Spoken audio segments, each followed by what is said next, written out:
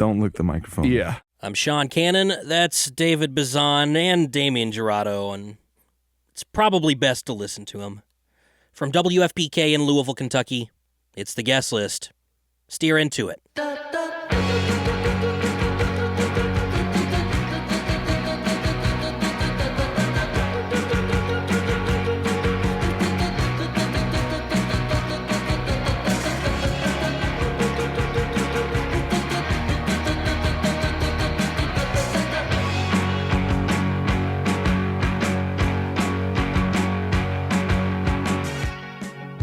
Today on The Guest List, things are a little bit different. I've got just one interview, but with two people, about a single relationship.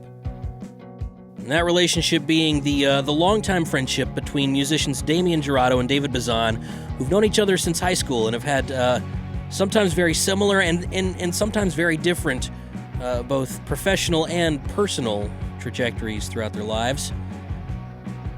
They hadn't seen each other or talked to each other before this interview in a couple of years. They both happened to be here in Louisville. We sat down, we talked about their history, where they're at, why they're different, why they're the same. You'll hear all of that, plus some live performances, in the next 4,166 metric seconds on The Guest List.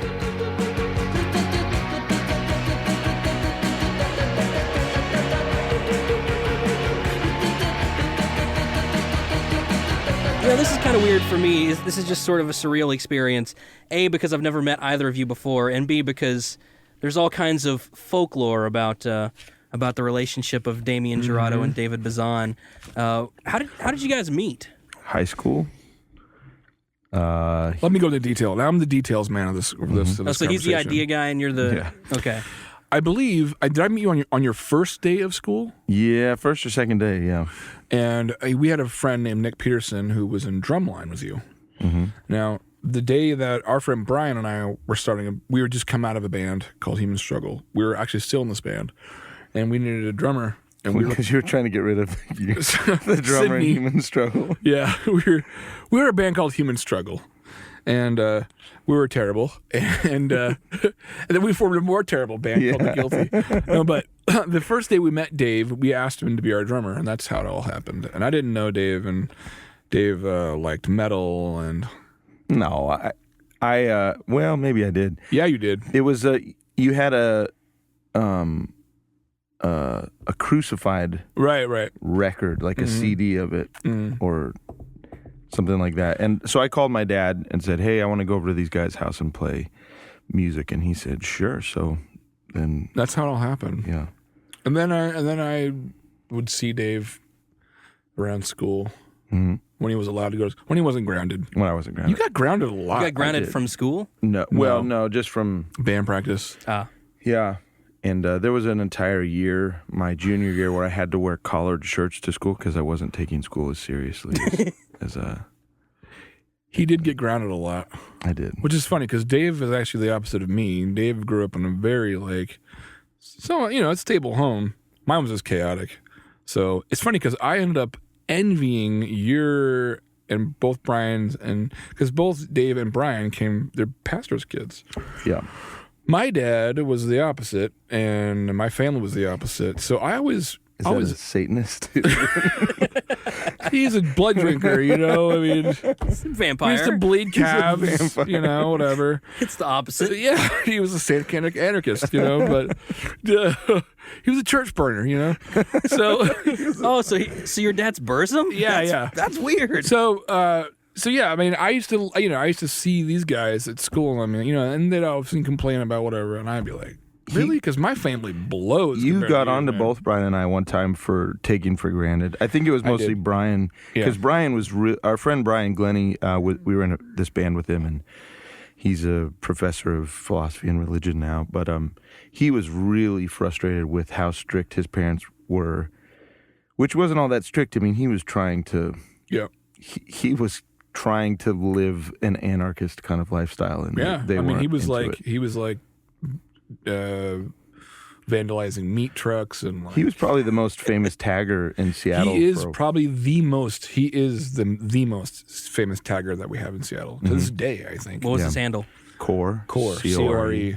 Yeah. He was up everywhere. But so now that we both, have kids, I think that that when you got onto Brian for being for complaining so much about his parents, and you were saying, I wish that my parents gave a rip. Shit. Yeah. Then that really, I think, stuck with me. I still wanted to finger blast girls and stuff, so I was lying to them. Is this what rated is this show? Is this NC-17 show? It is now. It is all of a sudden. You're allowed to say blast.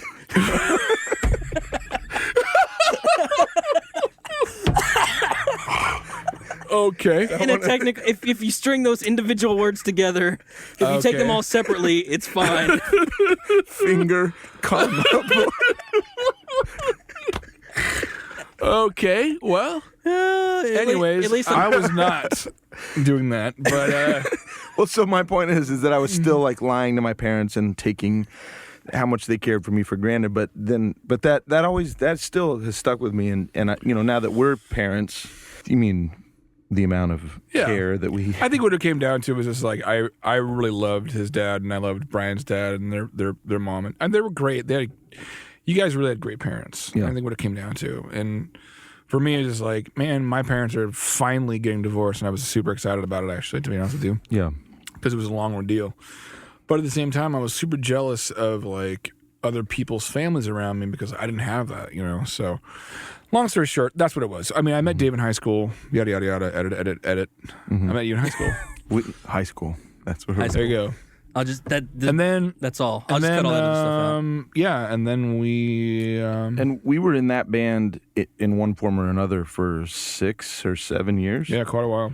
Till 1997 or 1998. We met in 91. Mm-hmm. And with various other, it was me and Damien, and then that guy Brian, and then a guy called Rob, and then a guy called Eben. Eben, E-B-E-N, Eben Haas. Rad dude.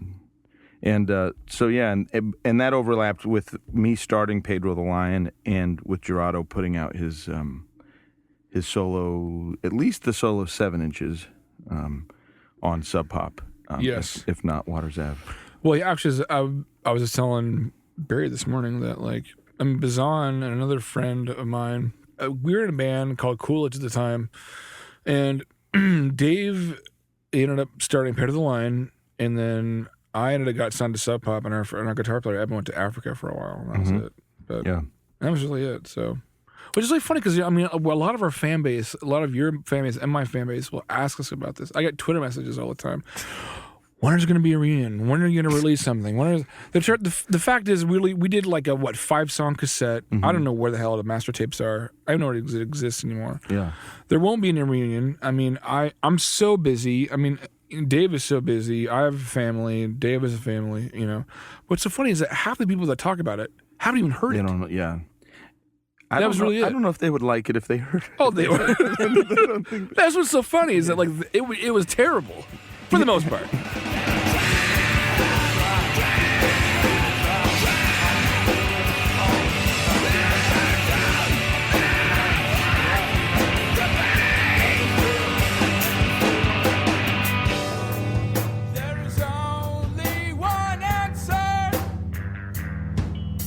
There was. Being the drummer, I was less responsible for the songwriting, and so I can. What you're saying is it's all his fault. No, I can say that I genuinely liked some of the songs a lot, and there was sort of a spirit and an energy to it that I think was pretty. It seemed pretty legit in the context of the music scene that we at were the doing. time, yeah. At the time, it was. But we grew out of it. We grew up, and Dave was getting serious with his wife at the time. Not that way. Well, maybe you were. I don't know. In the next room. Yeah, maybe you were. I don't know. No, but things were getting more serious with Dave and his now wife, and then yeah, we were both taking our. I just got married actually at the time. Yeah, I had just gotten married and started a solo career. And Dave was doing he did some of the first Pedro the Lion stuff as a 4-track. Yep. On your 4-track stuff. Mm-hmm. It might be interesting to people listening that what inspired me to to make the first Pedro the Lion 4-track recordings and to think more outside of the box as far as the kind of songs that were naturally coming out of me. My songwriting was really directly influenced by just the most plain and kind of obvious conventional music, but Jurado was making these pretty brilliant 4-track recordings, and I love St. Bartlett and what and Maricopa, by the way. But I'm texting right now. But I do want to hear you get alone with a 4-track again at some point, because so at the time, but before he got signed to Sub Pop, and he was just every day making all these really amazing, very experimental, in a as folk music experimental, but pretty experimental too. Low life stuff, like using SK1 a lot, and just the kind of thing sitting. I could picture him sitting there thinking like, okay, I want to make a noise. Like, what should I do? And then he would go find something and bang on it, and it was really inspired and really inspiring. And so that's really. I had some emotional moments with Jurado's 4-track demos and with the 4-track demos for Jeremy Enoch's record, which I think the 4-track demos are way better. So much better than the record, than the Frog Queen record. But it made me want to do that kind of thing. And sadly, Jurado turned in, probably 40 demos that were, to my ears, the most brilliant music that I had heard in a while. And Sub Pop just were like, well, we like these 2 songs, and so why don't you make another batch of demos? And that was, from the outside looking in, that was really frustrating. The lack of vision that those people had. If they had courage and vision and didn't have their heads so far up there, beep, then I don't know. I think that they would have just said, let's mix these and put them out, because it was, the 4-track stuff was, I mean, it's like what I was saying earlier during the interview earlier today when we did this in studio, was that it was, the thing about the 4-track recordings is that, and I realized with Dave as well, is that like there's something about just getting in a room with a microphone and just doing it straight live and not worrying about like take 2 or take 3, take 4 or whatever. It's just it's a one-take thing. It's go time, and it's live, and there's a real magic that happens about it, And I agree with Dave. I mean, I recently found a box of demo tapes from that era, and it was pretty surprising. Could I get some of that from you? I'll try to hook up with you. For a good amount of money, you probably could. Yep. 1,000. I'll trade you if you trade me. Okay.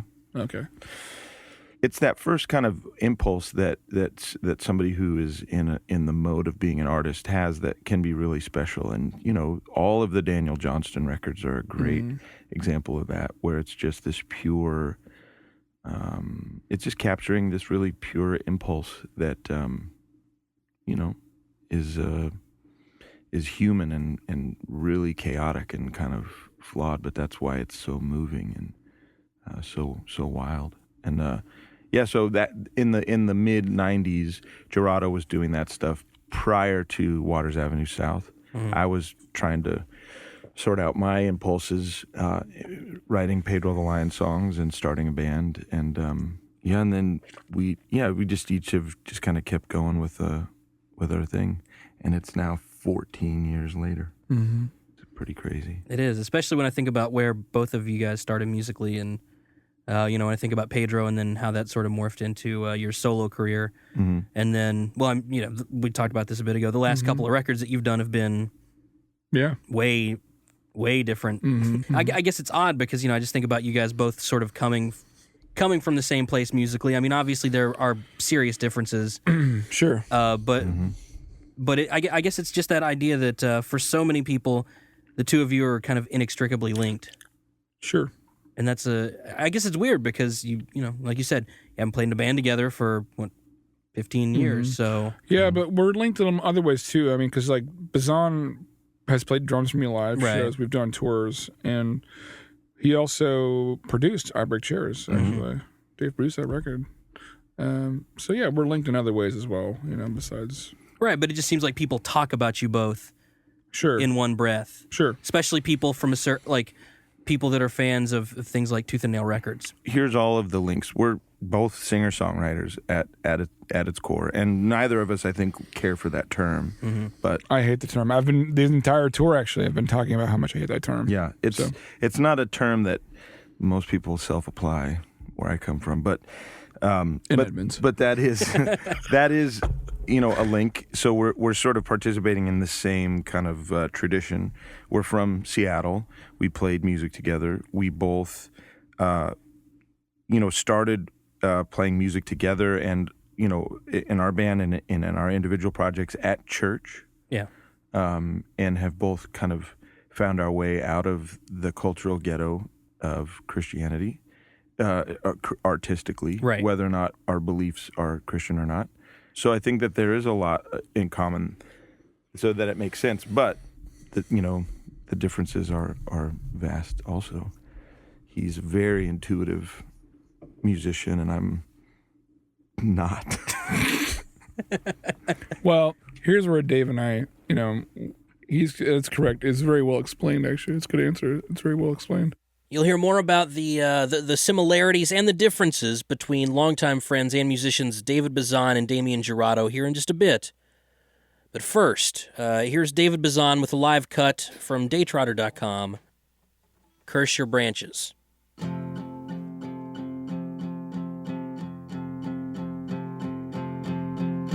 Red and orange, or red and yellow. In which of these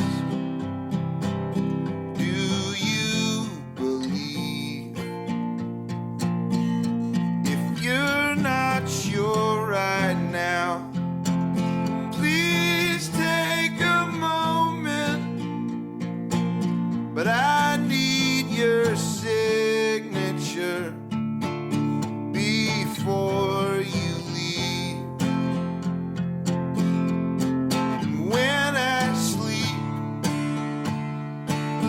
I'm usually dreaming,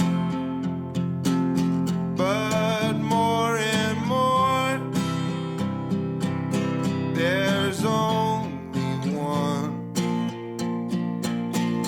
where every hired gun I've ever fired is making love to you while I look on. All fallen leaves should curse their branches for not letting them decide where they should fall, and not letting them refuse to fall at all. Digging up the root of my confusion. If no one planted it, then how does it grow? And why are some hell-bent upon there being an answer, while some are quite content to answer, I don't know. And all the fallen leaves should curse their branches for not letting them decide where they should fall, and not letting them refuse to fall at all.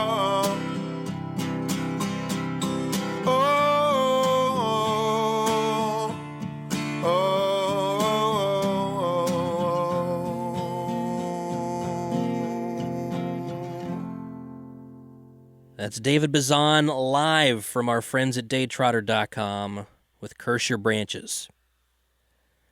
Coming up after the break, you're going to hear more about Damien Jurado and David Bazan, longtime friends and fellow musicians who have a lot of interesting things in common and also a lot of very interesting differences. It's the guest list. Steer into it.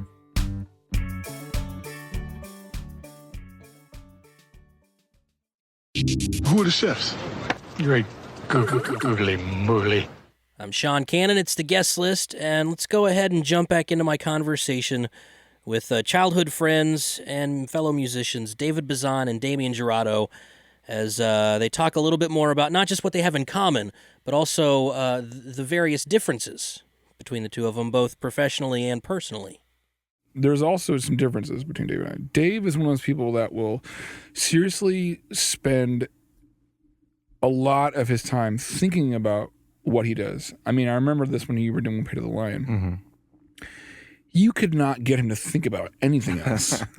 I mean, and his wife will actually now do the same thing. I mean, the guy, he was just always thinking about, Pay to the Lion, and I'm sure you're pretty much like this now with David Bazan. Mm-hmm. But for me, it's like as crazy as that sounds, it's actually a good thing because there are elements of that I wish I had because this is where they were the opposite. I don't think about my career at all. I don't think about unless the guitar's in my hand and I am on stage. I don't think about Damien Jurado, the artist. I don't think about my records. I don't think about record sales. I don't think about tour. I don't think about any of that garbage. It's like, unless I am right here, right now, talking with you two, mm-hmm. I'm Damien Jurado, the artist, or mm-hmm. whatever. But that's about it. As soon as I leave this room and I'm getting in my van to go somewhere, I could care less. I don't think about it. And so in some ways, it's kind of good, but it's also really horrible because I tend to make a lot of mistakes. Well, thinking about stuff doesn't keep you from making mistakes. But then that's what I mean about him being so intuitive is that, there's just you have a natural sort of drive that when you're creating something that you're fully present and you're doing that there. And that's Sure. something that I've had to learn over the years is just to kind of not analyze things so much. And so I think that there is a middle ground between where each of us are that would be great to inhabit. My thing is just I'm always telling myself and this is God's honest truth.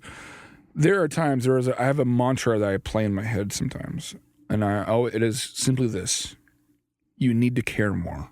Mm-hmm. You need to care more about everything. I mean, but mostly my music and mostly about life outside of my mind. I mean, I'm definitely, I think the older I'm getting, the more introverted I'm getting, mm-hmm. which is why I think Maricopa is becoming the way it is and St. Bartlett was the way it was.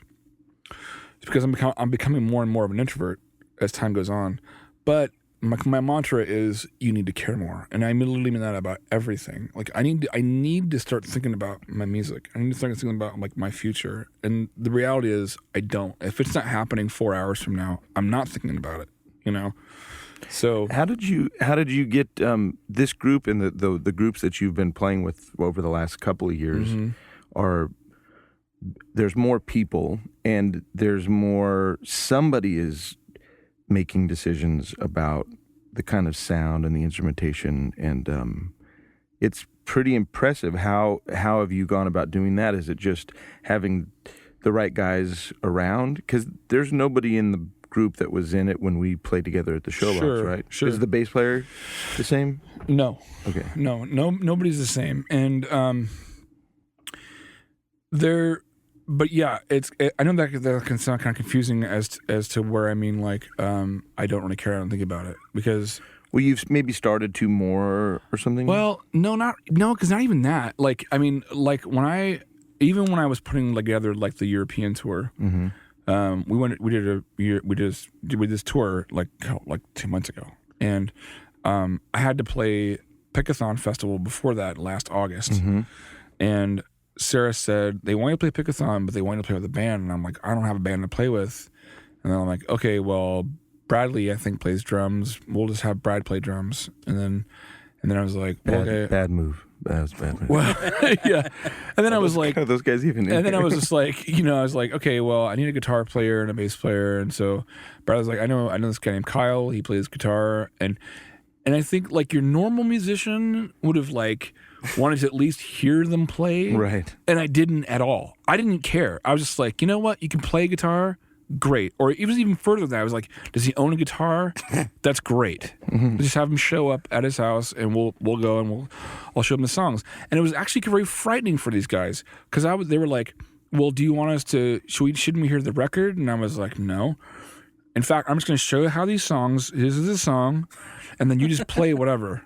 Yeah. Well, they scared them shitless. I've been in that position before, and I think that actually works in your favor because guys aren't just going to show up and be like, here's the part and just noodle all over everything. That there's from that fear comes a respect. And also, you are sometimes hard to follow, and it just makes it to where everybody is paying such close attention that there's like a natural reverence and are probably also fans, and so they don't want to screw up the tunes. Yeah. And it's a weird thing though, because like with me, I don't know what it is. I mean, I don't know if it's because of like my love for things like jazz or there's just a certain amount of improv that happens every night, especially with this band, to where like this is the song. So like it'd be like saying like, okay, like this is the foundation. This is your table. Now, whatever you set on the table is up to you guys. I could care less. But the table stays the table. The table will stay the table. Whatever you guys throw on this table, it's up to you. What if they put poo-poo on the table? Then that's just how it happens. Make it colorful. Then it's an unappetizing meal. Eat a lot of bubble gum beforehand, or Skittles, and make it. It makes it like look beautiful. Lots of corn. That stuff doesn't. Yeah, corn, nuts, peanuts. Yeah, there you go.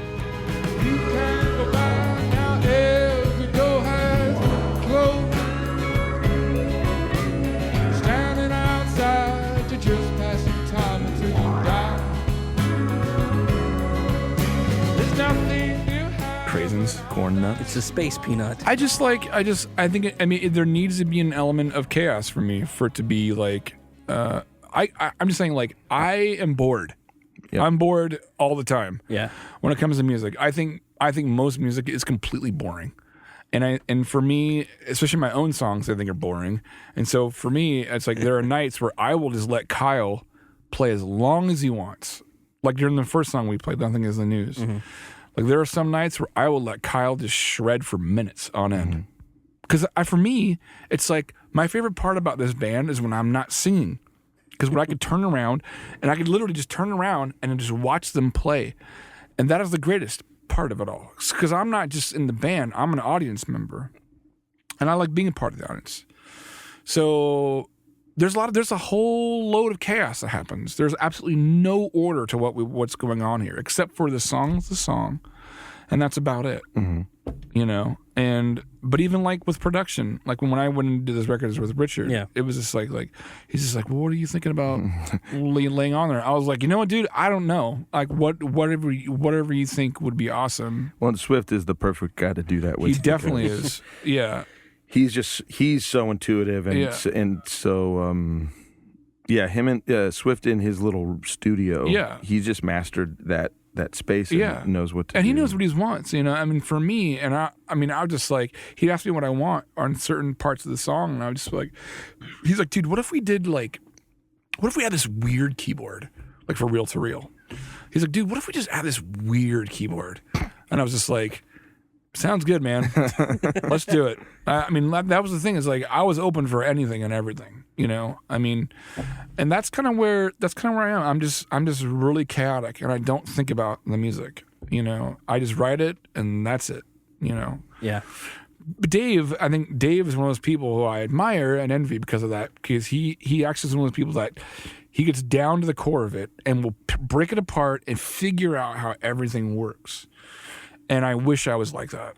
I really do. Yeah, I've always noticed that. It seems like your music is incredibly reflective Like, not necessarily even the songwriting, the lyrics, although that's obviously the truth. Sure. But it does seem like especially when I hear something like Control, or for that matter, even Achilles' Heel, it's like you can feel that. And it definitely is a very different vibe than Maricopa, or even, the records before what you did with Richard. Yeah.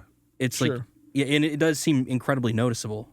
It's not something, we're all driven, and we very rarely know what we're doing. When you do it, you just have this itch that you're trying to scratch. And I do think that there's like a deconstruction kind of itch that I have in a lot of ways, with my religious upbringing and with music, and part of that too is that I think a lot of my sensibility when it comes to music is that I was a drummer first, and drums, for me, the way that I thought about drums and the way that I write drum parts, it's part analytical and part thinking, okay, these are the tools that I have. How do I kind of break it down all the way and maximize the effectiveness of these tools? And there's obviously tons of drummers who work really, really differently than that, but that has come into play the whole time. And I remember trying to write parts in the bands that we were in, and thinking about that and really learning a lot. I was so naive about, the hi-hats in the verse and the ride cymbal, that horrible, horrible ride cymbal in the chorus. He was big on the China cymbal, actually. I really liked it. I had a China rivets with rivets. Yeah. You guys hated that. Oh, God, I hated that thing. But that, at the time, anytime you're making a record, I've been listening, all the Pedro the Lion records are being re-released on vinyl this year. Really? Plug. Yeah. I had no clue. When is that happening? What are the dates? I don't know. Soon. Awesome. That's awesome. But and so I've had to listen to all of the records in a way that I don't usually do, because I had to sort of approve the masters, and I'm having to approve the ongoing. And so, but as I'm listening to them, I'm realizing, wow, this is a sophisticated musical moment that I didn't realize that I was capable of back then. And the reason why I think that is because I wasn't aware of what I was doing. And to me, that's a great lesson, that it's when you're when you're not being self-conscious, when you're basically unaware of what you're kind of aiming for, that your subconscious is allowed to be its smartest, and for all of the intelligence of your subconscious to kind of come through. And so sometimes, I'll have a tendency with how Jurado was describing me, that there's the negative part of that, the over-analytical part of that is thinking like, okay, I just got to wrap my head around this. And then I'll listen to those earlier moments that I think were successful on records and be like, I wasn't even paying attention to how sophisticated this little moment is, or how interesting it turned out for my taste. And so it causes me to want to be more like Jurado and realize that, well, I just need to turn off the analytical part of my brain and just be, my monkey brain or my lizard brain, and just let that do its thing, because that's when I've made my favorite music. It's when I wasn't aware, I just was going with my gut. And so some of that that being analytical and taking time to really break stuff apart is, I think, interesting for when you're in the learning part or the school part, and I go, back and forth in and out of that. But there comes a time where it's just time to turn it off and just to play. And I'm learning that, more and more. Surprise, they took your money and they ate your kids. And they had their way with your wife a little bit, while you wept on the porch with your head in your hands, cursing taxes and the government, 'cause you're a goddamn fool. Now, I'm curious here, because you said your monkey brain or your lizard brain. I think the lizard brain's lower. Well, the reason I ask, are you telling me that you think that reptoids came to the Earth thousands of years ago and implanted their DNAs in monkeys to create the human race? I hope so. Reptoids, is that an alien? Yeah. The reptile aliens? I haven't seen evidence of that, but that sounds interesting. Yeah. Yeah. I was just curious. I didn't know if you were a fan of, Coast to Coast AM or what. In general... Is this the David Icke stuff? Yeah. Yeah. In general, fantastic explanations for things have stopped really being interesting to me. Seems like the most natural process is the way that most things actually happen. I've got some more from longtime friends and fellow musicians David Bazan and Damien Jurado here in just a little bit. But first, from our friends at daytrotter.com, here's Damien Jurado with a live rendition of Gillian Was a Horse. It's the guest list.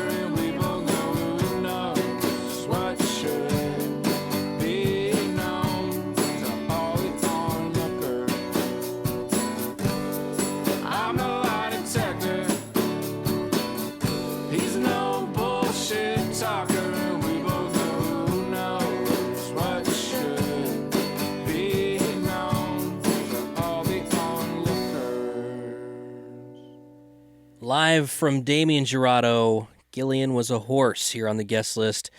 That's a track that you can find online at daytrotter.com, along with a bunch of other live cuts from both David Bazan and Damien Jurado. Speaking of which, after the break, I've got more of my conversation with Bazan and Jurado, who, again, hadn't seen each other for years before sitting down and having this conversation, and it was just amazing to witness these two friends sort of pick up exactly where they left off. It's the guest list.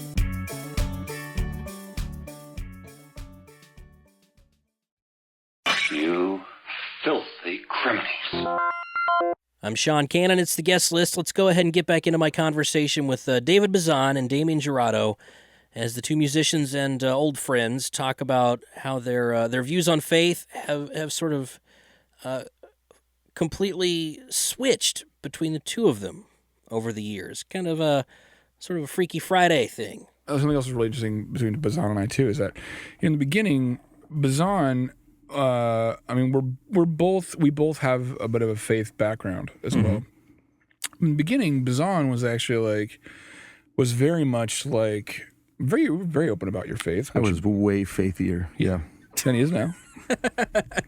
And in the gang too, I was the most concerned, in the Guilty and I was the one who was most kind of concerned about there being some sort of message to the music, because that's how I grew up. In the beginning, I was just like, oh, whatever, I don't care. And then now I think that, obviously you've gone through some real changes, and I've gone through some real changes as well. This is really interesting because, and it seemed like we became like these ships on the spiritual level, just passing each other in the night, where it's like Bazan was more of began to question things and, but very super intense, very real and deep and personal things. And I went the complete opposite, where I was just like, hey man, sweet, I think I found the truth. All these years of searching, I think I got it. It's the thing that was always there. It was the thing that was always there, for me. But it just became in IMAX 3D, but licking your face, it was Backdraft, but you're actually on fire. You know what I mean? It's don't lick the microphone. Yeah. I just want to be clear that yes, David Bazan did just lick the microphone. Yeah. How'd it taste? Not kind of sandy. I don't know. Like a sandy Nerf ball. Might taste like a sandy Nerf ball. But yeah, I mean, it's one of the things that I'm often questioned about. Especially with the newer record than anything else. I know that's one thing that Dave gets. You get questioned, of course. Yeah.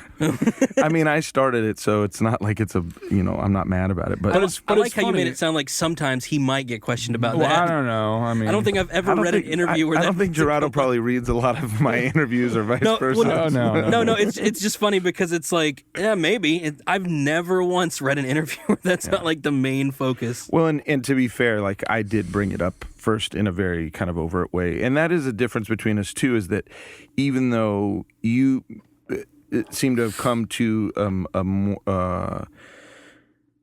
a stronger faith than when you were younger, and it does bleed into the music, but it's not that there's a separation there. It seems like where it's still very, very personal. Yeah. I'm one of those people. I think Dave and I, we probably won't see eye to eye on the Jesus thing or the Christianity thing. Mm-hmm. What we'll see eye to eye on, I think, is the state of the church, which we both are highly disgusted with. Oh yeah. But again, that's neither here nor there. But when it comes down to, but my faith, although it is grown. Fully is when new shit came to light, as the dude says. For me it was it was super real, and it was so intense that it affected people. It affected my relationships with not just with my friends, but also with my wife. It was pretty intense, but I think it is still super personal. I'm in no way an evangelical. I'm not a preacher or whatever. Oh, yeah. For me, it's but it comes out. It actually comes out, and I think Maricopa is actually a good reflection of this. On how I'm standing up now, moving around on stage, and I haven't done that before. I've been sitting down for the past 15 years. And so for me, it's for me, it's just it's a complete and total reflection of what's going on inside of me. And this tour has been really funny because of that. Because people are like, "What's going on?" Yeah. You have this like free folk, freak out band behind you, and you're standing up and you're moving around, and you have these extended guitar solos, and I don't know what the hell's going on, But I was I made a point to say, like, this is a new time for me. Like, my days of being like, a little sad singer-songwriter, I mean, those are over. I mean, I'm not going back to that, Well, and I think that one thing that is really great that whenever I see it, and I certainly see it in Jurado, is that there isn't like a dogmatic kind of direct connection between his sort of personally held beliefs and the creativity and his performances. That it's a lot more indirect and it's a lot more holistic, where whatever he may believe affects his overall sort of happiness and ability to be honest with himself or whatever, and that there's not the sense in which the music has gotten specific, any more religious in a specific way, but more human, more. Oh yeah. And it sounds like that's what you're describing, but I think that. Sometimes when people have those kind of experiences, it's just like, well, now I'm a Christian singer, and it's just like, no. Now I make horrible records. Yeah, that's right. You know what I mean? Sad but true. And so, if it's not obvious, which I'm pretty sure it is, that's the exact opposite of how you would express, your faith. It's and that's what I mean about it still being. And you were saying too, it being private, that it's not, it's not affecting the music in any literal or direct way. And I would say the same thing about Dave's music. It's like it isn't like all of a sudden you just became like Celtic Frost or like. Or you should hear my demos for the next. That's too bad. Or Neurosis. You know what I'm saying? Yeah. Like you haven't become like this like satanic like. No, it's metal band. It's both of us in an effort both of us making an effort to be more kind of human and more integrated in our families and in just being better, just being better people, better artists, like the whole thing. And it's not to like find some new system and then tell everybody about it. Right. And that's the thing. Although Amway, if you guys haven't, it's amazing. Oh man, I will say though, I mean, as a person of deep faith, I actually hate that word, deep faith. You like that one? I just picked that one up actually. I just picked that one up actually. So anyways, so I am lashing onto the Christianese language there, but no. But one of the things that I think is really great about the faith thing is that like. I'm able to, there are a group of people like, they're artists like, even comedians like David Cross actually, for instance, probably has the most, the most, it's funny, but a very, very intelligent view, Yeah.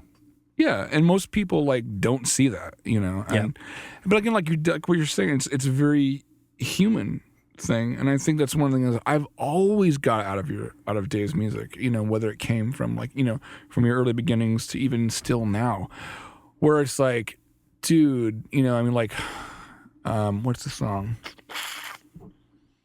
Well, the whole line's about wolves at your door and things like that. I mean, it was just so freaking like brutal and honest, and it moved me to tears when I first heard it. It still does actually. That song just makes me choke up. Because it's so brutal and honest, and it's something that I can relate to, even where I'm standing, not just as a musician, but also as a person of faith, where we're in total and complete and total agreement, with this. Besides, besides the faith and the music thing, like Dave's also a family man, Yeah. Dave is one of the most hardworking musicians I know. I don't know anybody who works harder than this guy. I talked to him today. He'll be gone for 7 weeks. It's a 7-week tour. I mean, I'm to the point now where I'll be 40 this year. I mean, and I'm over it, man. I'm you know what I mean? Like, I'm like breaking my bank, you know what I mean, to fly people out, you know, and buying planes. I mean, I'm at the point where, like, you know, I don't care. I'm like, I have no money and I'm in debt anyways. Who cares, you know? I want to blow the bank, just because I want to stay home with my, you know, my kids longer. But you know, but yeah, I mean, that's one of the things I really admire about Dave is that, like, he's such a hard worker, you know, and he and I, you know, and the love that he has for his wife, you know, it really actually, you know, to be honest with you, it's like, you know, we're talking about the human side. It's like, it makes me, but not just, you know, not only people like you, but I've seen people like with Alan Sparhawk of Low as well. You know, it's super encouraging. It's super encouraging, you know, because, like, you know, it's very real. It's very real. Like, these people don't have, like, sometimes the greatest marriages, you know. I had one that, you know, ended not that long ago, you know. But, you know, they kept going. But above all, like, you know, Dave really worked hard for his family and his wife. And I have this new motto now, besides care more, which is this. It's not about, I remind myself when I'm on stage, it is never about the money you're making. It is never about how many star reviews you get or whatever. It really is about, like, coming home and looking at the family that you're providing for. Yeah.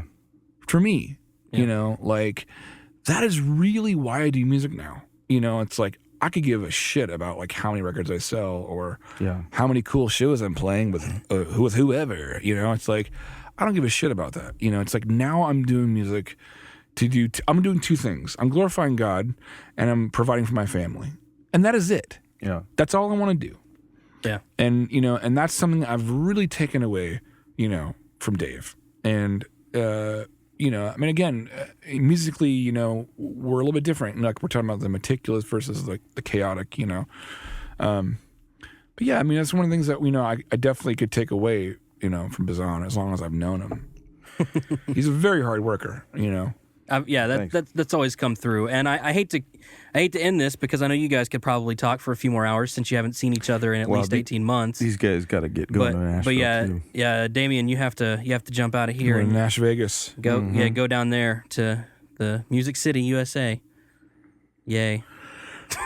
Grimey's Records in Nashville. Have you been to Roberts before? Have you been to Roberts? No. Oh man. Where's that, in Nashville? It's in Nashville. It's Nashville's only real country bar. Ooh. Really? Where they play, like, traditional country music. Because everything else, it's on Music Row. Like David Allan Coe, that kind of thing. Yeah, like they'll play, like, Take This Job and Shove It. Yeah. And they'll play, like, Johnny Cash and Johnny Paycheck. But they play all the Johnnies. The John, yeah. It's a Johnny bar. It's weird it's not called Johnny's. It's called Roberts. Who would have ever guessed? But seriously, Damien, Dave, I'm happy that you guys, you know, thank you, were even willing to do this at all. Thank you. It's a treat for someone who grew up listening to, you know, both of you in tandem. Not both of you together, but both of you at the same time. Pointed his fingers together in a sexing motion. Touch tips. Yeah. I'm gonna lick the microphone again. He's doing the space dock. The docking situation. Please, I know too much about that already. And let me just say, we know that. Let me just say, on behalf of Bazan and I, that we know that you feel privileged. So. Good. We know how thousands of people would love to be in the room at this moment, but they cannot be. So the pleasure is all yours. Yes, it really is. So for you, the listeners, I'm sorry that you're missing out on this rare and probably never foreseen opportunity again. Yeah. There's so much ego flying in here. You can scrape it off the wall. There's more ego on these walls than junk on a strip club. Wow. Or spunk. I'm sorry. Spunk. Junk. What's the difference? I knew what you meant. Maybe I was picturing, like, a man's package when you said junk. Yeah, I guess I could see that. Yeah. I was actually picturing just a bunch of old air conditioners. Oh, like actual junk. Junk, like yeah, junk where we comes from. It's like Sanford and Son in a strip club. Like, you just pictured, like, a huge mound of, like, powdered heroin. We're talking. We just think of the huge pile of balls. So. I understand that. And penises just, like, severed. Nothing wrong with that. Just Just flaccid. Flaccid's a good word, actually. By the way, what was the word that you used to like in high? Oh, slough. Was it? I have no idea. Dave used to like this word. I think it was like slough. He used to like, or you described it like chopping off somebody's arm, and you just like. No, yeah. What was the word? When you get burned, where the meat just sloughs off the bone. It was just like chicken or humans, the same thing. The where he just sloughs off the bone. I love it. I think that's the perfect place to end. Try not to get sloughed. Yeah, no sloughing. No slough. Thanks again, Dave and Damien, for doing this. It was a great time. Yep, thanks. Yes. Dude, slough, that was the word I was trying to... I want to say thanks again to David Bazan and Damien Jurado, two of my all-time favorite musicians, and two great guys who've been through a lot personally, professionally, and spiritually over the last few years. And, by the way, both of which have new records. Damien Jurado's album Visions of Us on the Land came out a few weeks ago, and David Bazan's album Blanco comes out in a few weeks. Well, that's all I've got for you this week here on the guest list from WFPK, a Louisville public media station. Stacey Owen is our executive director, and Andy High serves as our technical director. We also get extra assistance from Margaret Darling. I'm your host and producer, Sean Cannon, and yes, as always, my delicious, luxurious, beautiful mother-of-pearl coveralls are provided by Red Cap. You can find more info and complete interviews on our website, wfpk.org/guest list. See you next week. Oh, and hey, steer into it.